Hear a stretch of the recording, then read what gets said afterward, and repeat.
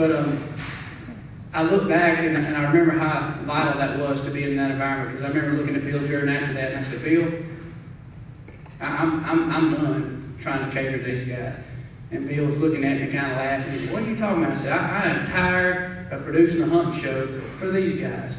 I am tired of trying to make an excuse for why I love it. Because when I go bow hunting, and I've hunted with some of you guys, you know, it doesn't matter how many poking young animals you got in the record books. When you come to full draw, it can be a big old doe in a food plot. And when you shoot a good arrow, there's going to be some fist pumping. There's going to be some excitement.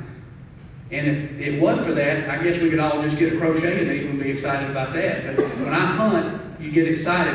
And I started realizing that if I can't be who I am and I can't show the excitement after a successful hunt, then who am I standing up for? Am I standing up for my pawpaw, who I'd never forget when we'd go check that trot line? He'd be hooping and hollering. We had a good mess of fishing on it. He was fired up.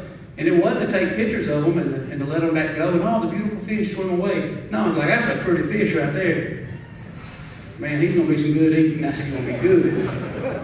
And I realized right then and there that none of us had anything to be ashamed of. And so at that point, that gave me a whole new breath. And I realized that hunting is not something that we got to run a popularity contest with. It's just something we got to expose people to in the same excitement that we have.